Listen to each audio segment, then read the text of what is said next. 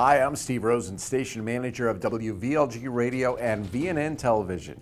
We have you covered the severe storm and hurricane season.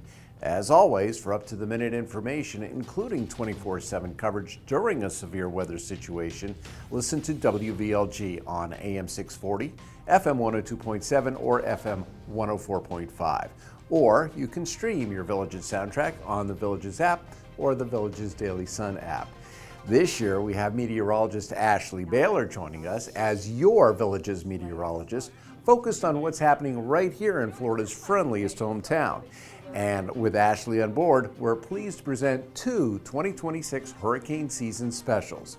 In our other show, Ashley, along with our executive producer John DeClercq, visited with hurricane hunters who study severe weather events from the outside in and the inside out, and spoke with Phil Klotzbach, senior research scientist for Colorado State University, on this year's forecast and with more details and great video included.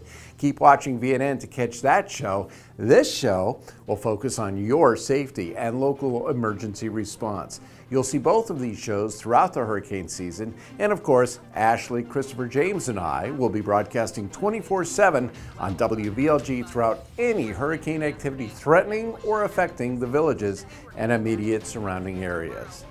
The more you know, the safer you are, and that's the goal of the management and staff of the Daily Sun, WVLG Radio and VNN Television. Have a safe, severe weather season while enjoying life here in Florida's friendliest hometown. Thanks for watching.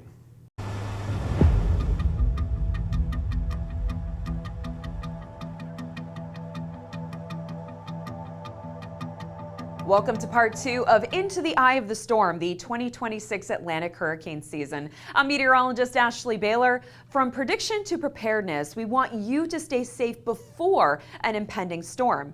Even though forecasters anticipate a somewhat quiet season, as Floridians, we have learned that it only takes one storm to make a lasting impact. Each year, the Villages hosts a Hurricane Preparedness Expo, giving residents the opportunity to meet officials from various agencies, including the National Weather Service, the Villages Public Safety Department, and Emergency Management.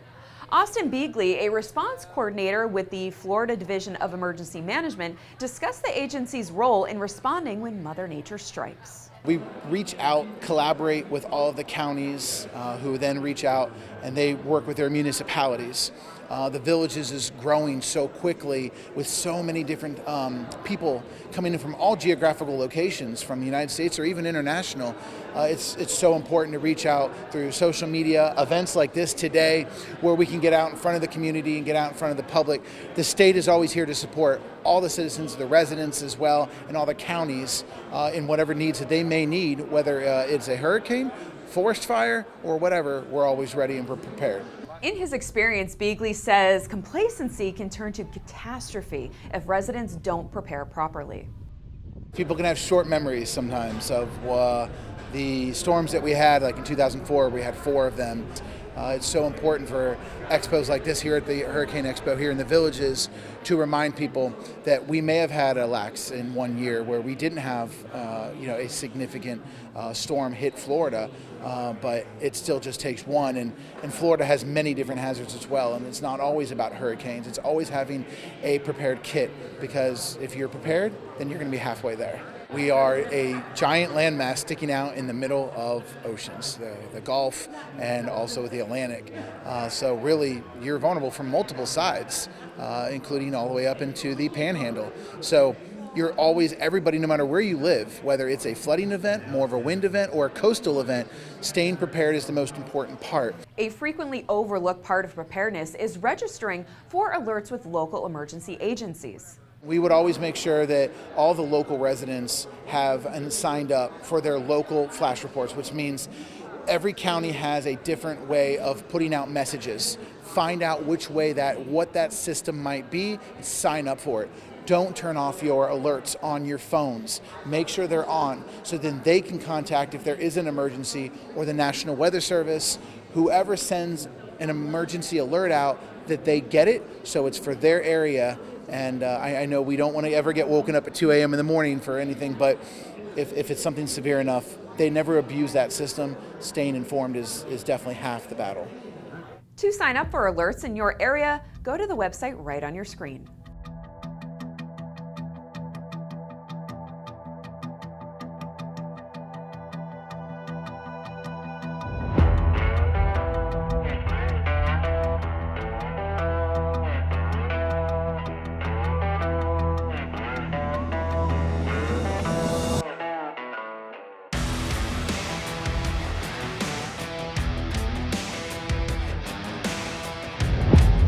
That's a Herculean task because we're talking about 90 plus square miles throughout the community to secure those facilities, get the notices up. After the break, we'll hear from Executive Director of Recreation and Parks, John Rohan, on how his department manages severe weather situations. Do you know that no hurricanes have ever crossed the equator? Hurricanes cannot cross the equator due to the Coriolis effect, which is the force generated by the Earth's rotation that makes storms spin. In the northern hemisphere, tropical cyclones rotate counterclockwise, while in the southern hemisphere, they rotate clockwise. A hurricane attempting to cross the equator would literally have to reverse its spin, causing it to break apart and dissipate.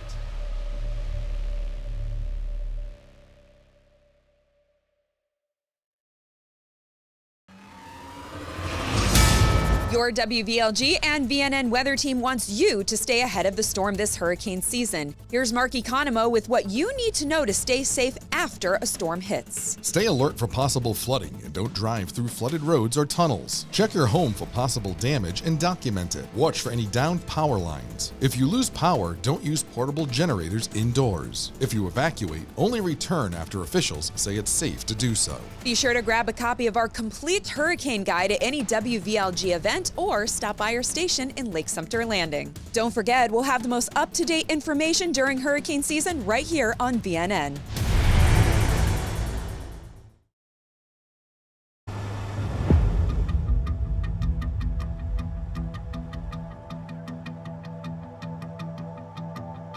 Welcome back. Here in the Villages, recreation is part of our lifestyle, but behind the scenes, officials are constantly monitoring the possibility of inclement weather. A familiar face on VNN, Executive Director of Recreation and Parks, John Rohan, stopped by the WVLG studios to discuss how his staff prepares for approaching storms. Let me ask you from the recreation and park perspective, when we know that there is potentially a storm coming or there is a storm coming, how does Rec and Park prepare? What do they do during and then post-storm?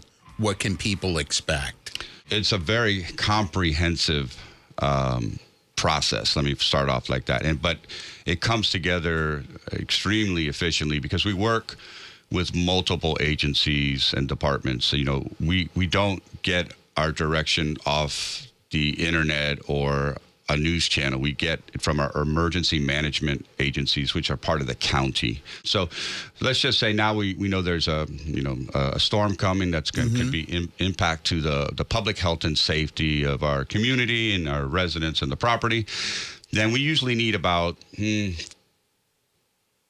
48 to 72 hours to start shutting before the storm. The storm arrives, yes. So you guys start shutting down and securing things 2 to 3 days. That's right. Before the storm arrives. That's right. So the residents have to be prepared for that. That maybe your favorite rec center may not be available, to you a couple of days before the storm because this is a big undertaking. That's right.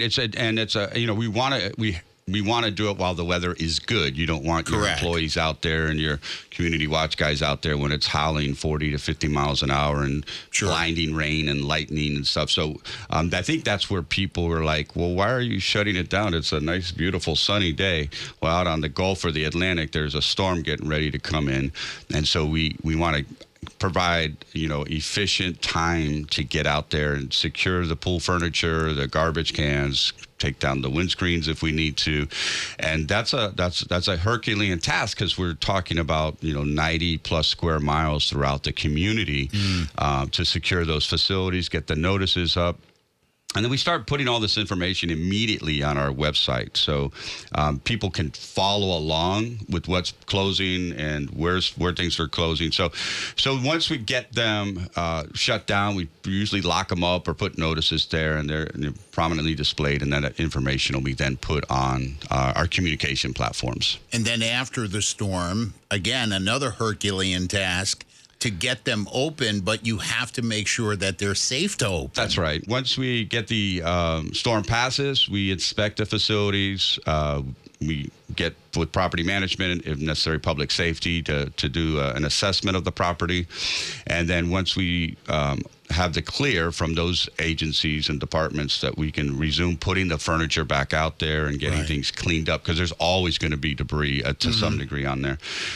Then it takes us a couple days to get those open. So it'll be a rolling opening. So we try to move around the community, and we will post as those facilities get open, and those will be shared with everybody that, this pool's open, these courts are open, this rec center is open. So that's going to vary as well. There'll be kind of just like there's a time period during we call it pre-storm prep, there'll be time during, post-storm, and there's always going to be some downtime there. So the best and easiest thing for our residents to do is to follow the information that comes out, because that will let everybody know when things are opening.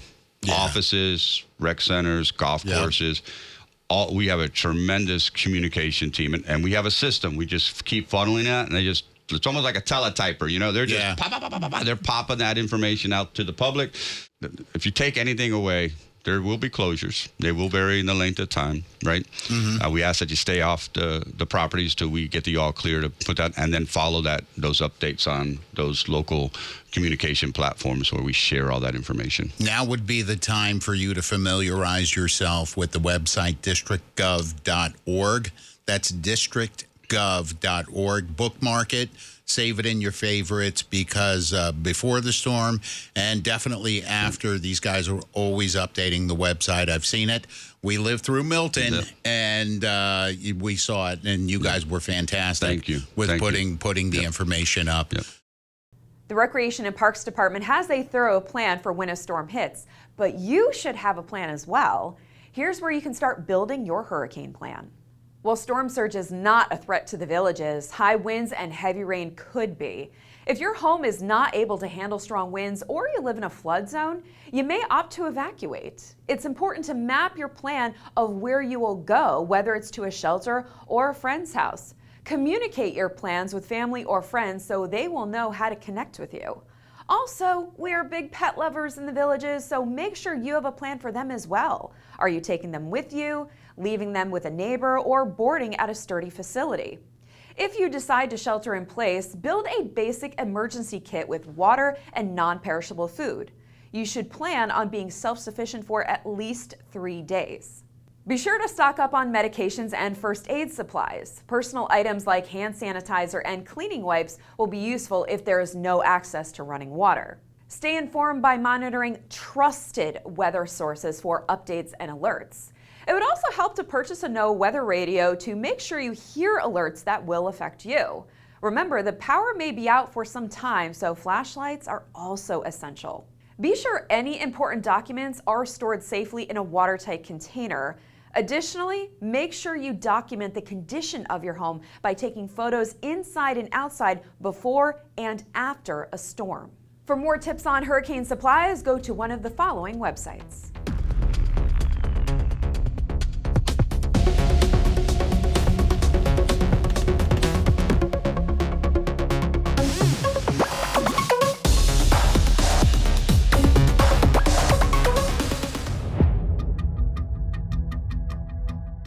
Next up, we'll hear from officials with the village's Public Safety Department and the Sumter County Sheriff's Office, so keep it right here. But before we go, here's another interesting hurricane fact. Did you know the first person to ever fly into a hurricane did it on a dare? It's true. On July 23, 1943, Lieutenant Colonel Joseph B. Duckworth became the first person to intentionally fly into a hurricane. He was egged on by British pilots who were training at Bryan Field in Texas. Duckworth flew a single-engine AT-6 trainer into a hurricane in the Gulf near Galveston. This 1943 flight led to the 1944 activation of the 3rd Weather Reconnaissance Squadron, redesignated the 53rd WRS in 1945. We now know them as the Hurricane Hunters.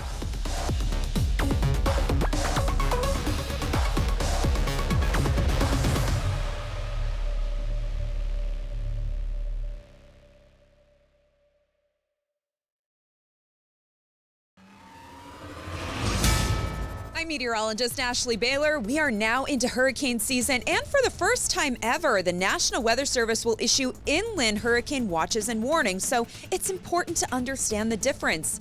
A hurricane watch is issued when hurricane conditions are possible within 48 hours. That's when you should prepare by securing your home and making sure your emergency supply kit is ready. A hurricane warning is issued when hurricane conditions are imminent within 36 hours. That means you need to be ready to ride out the storm in a sturdy shelter or evacuate if you're ordered to. Keep listening to WVLG for more tips and information. You can pick up a copy of our complete hurricane guide at any of our WVLG events or stop by our station in Lake Sumter Landing. Stay safe, villagers. Don't forget, we'll have the most up-to-date information during hurricane season right here on VNN.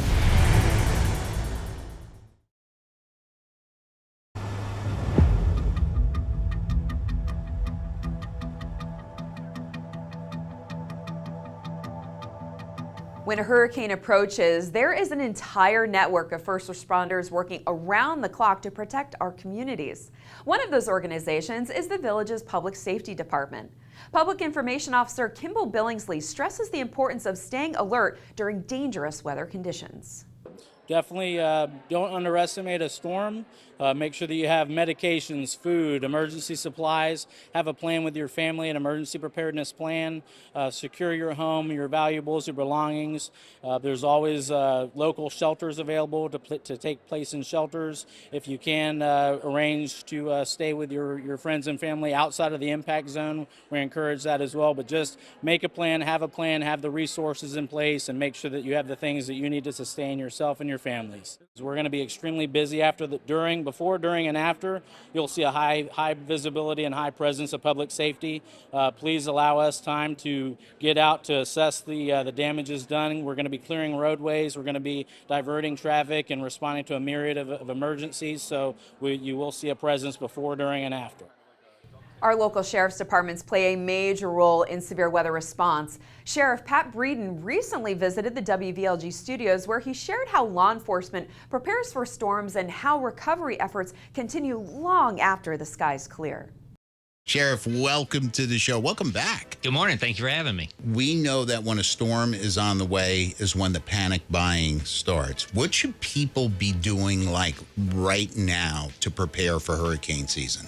Buy non-perishable canned goods, stuff that lasts for a long time. Bottled water, because it'll last a long time. Have them items in your pantry now so that you don't have to rush out last minute and buy them. The good thing about a hurricane, unlike a tornado or something like that, hurricanes, you usually have plenty of warning they're coming, but start now, prepare now, and that's key.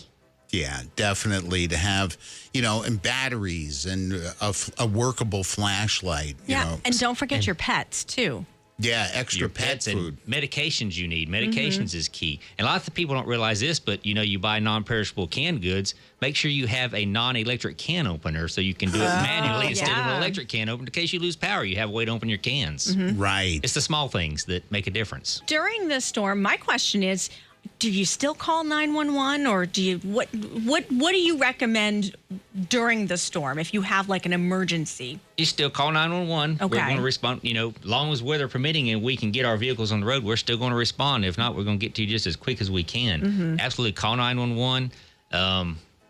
But this is where being prepared comes into play, is because hopefully you don't have that emergency for lack of planning. Right. But it does happen, anything could happen. So call 911.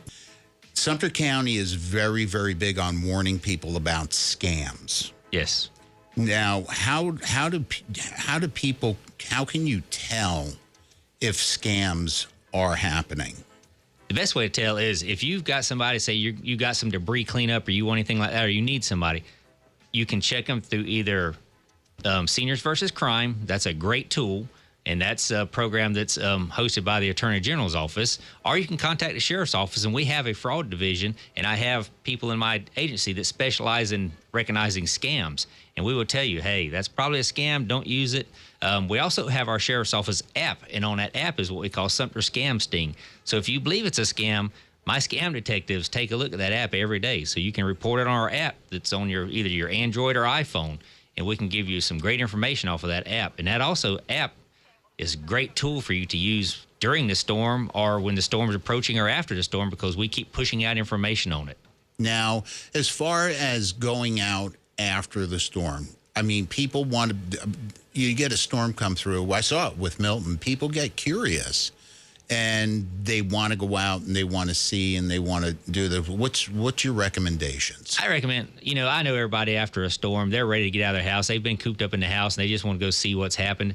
But give us some time to get the roads cleared, because there's going to be debris on the road. There's possible power line down. There's a lot of hazards out there that if you put yourself in harm's way, we're trying to get the roads cleared. We work with the county and everybody. We're getting the roads cleared as soon as we can. So give us some time. Follow us on the social media apps and all that, so we can tell you, hey, all right, it's safe now. Come out. But, it just causes, you could get an accident. You could run across a power line. There's so much stuff that could happen. Right. That give it some time to let the debris and stuff get cleared out of roadways, because, we work great with the emergency management in the county, and our first priority is they're going to get the infrastructure back up, such as gas stations, grocery stores, big intersections with red lights and all that, because you're going to have probably red lights out, not functioning. So that's the goal, is we get everything back up, roadways cleared, so it helps if you're not on the road. Yeah, that's why the preparedness helps, because if you have, a stockpile of non-perishable food at the house, after the storm is over, you should not need to hit the road right away and go to the grocery store. What do you recommend? Should it be like a 24 to 48 hours, just kind of like stay very close to home? Yeah, at least plan on for 48 hours, because, as soon as the storm passes, the county crews and the patrol deputies, we're staged in areas all across the county. We're not just at the sheriff's office or at home. We're staged, and we hit the roads and we start clearing them out one by one. We go through every road in the county and determine if it's safe, passable, safe, and what's going on that road, and we confer with the county. So at least 48 hours is always a good, and it depends on the severity of the storm, but at least 48 hours. Thank you. Sheriff Pat Breeden of the Sumter County Sheriff's Department. You have a blessed day as well, sir. Thank you. Coming up, we'll introduce you to a group of volunteers who are ready to assist first responders during emergencies. And if you recently purchased a portable generator, we'll show you how to use them properly to avoid any potential mishaps. We'll be right back.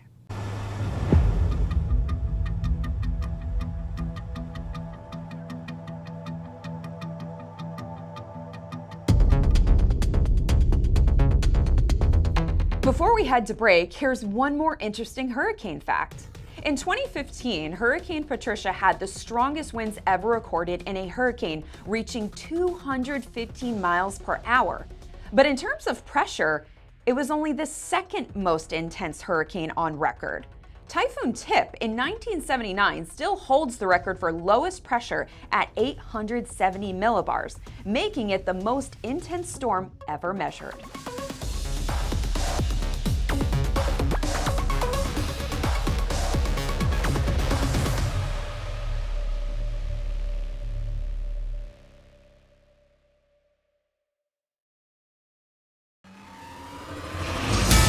Your WVLG and VNN weather team wants you to stay ahead of the storm this hurricane season. Should a storm approach the Villages, here's Christopher James with what you can do before it hits. Make sure your insurance is up to date with proper coverage. Identify your emergency shelter and know which ones accept pets. Take photos of your home inside and outside in case you get any damage. Bring in or secure outdoor furniture and decor, and fill up your gas tank in your car and golf cart. Be sure to grab a copy of our complete hurricane guide at any WVLG event or stop by our station in Lake Sumter Landing. Don't forget, we'll have the most up-to-date information during hurricane season right here on VNN.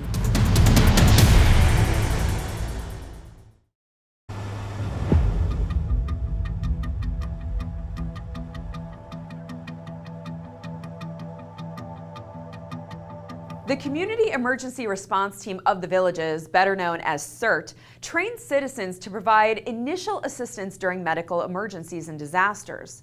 Team members help stabilize situations until professional emergency responders arrive.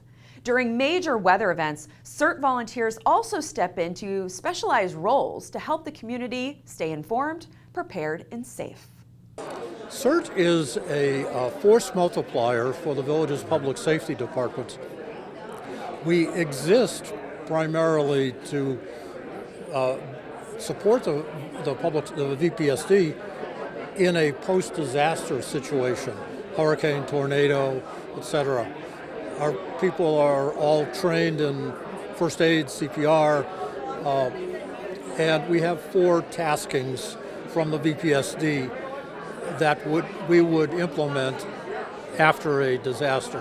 One of our taskings is to do what we call resident welfare checks. So if there were, for example, a hurricane or tornado and the power was out in a given area, somebody has to go house to house to check on people.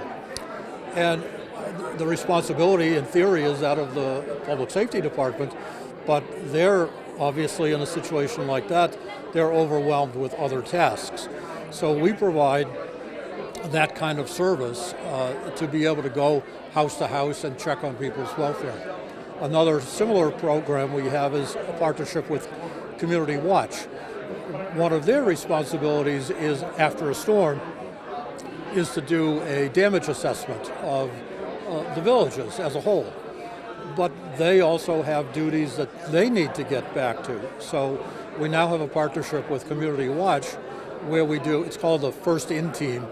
We ride with a Community Watch driver who drives his regular route, and we have an app on our phones that allows us to communicate in real time back to the emergency command center what the nature of the damage is, again, so that Community Watch can get back to their regular duties. CERT has been active in the villages since 2002, and members have gained first-hand experience responding to major weather events like Hurricane Milton and Hurricane Irma.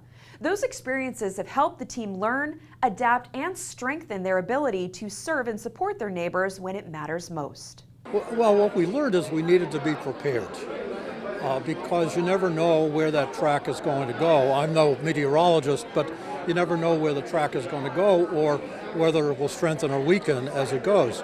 So the key is for any community that has even any remote possibility of hurricanes is to be prepared. Take it seriously. CERT is always in need of volunteers, but becoming a member requires more than a typical commitment. Members are required to receive 36 hours of initial training. So if you're interested, take a look at certofthevillages.org. Losing power in the Florida heat can quickly become unbearable. As a result, generators are often in high demand before and after a storm. But it's important to use caution when operating them, so here are a few safety tips to keep in mind.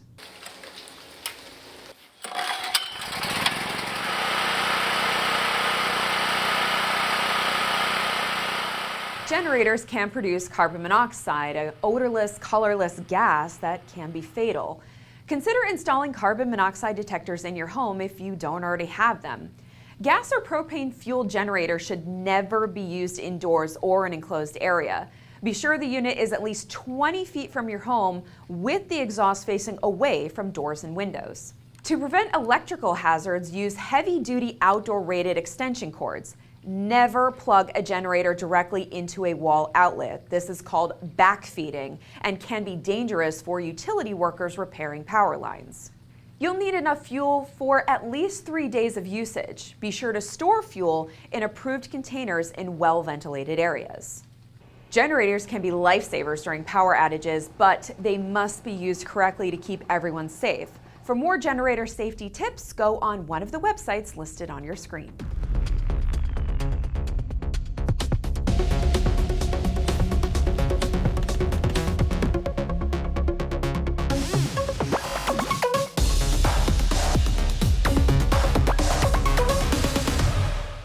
Thanks for watching Into the Eye of the Storm, the 2026 Atlantic hurricane season. We hope the last 30 minutes have inspired you to build your hurricane kit and put a severe weather plan in place. Remember, WVLG Radio on AM 640, FM 102.7, and FM 104.5 will have wall-to-wall coverage during any significant weather event. You can also stream your Villages soundtrack anytime on the Villages app or the Villages Daily Sun app. I'm meteorologist Ashley Baylor. Take care.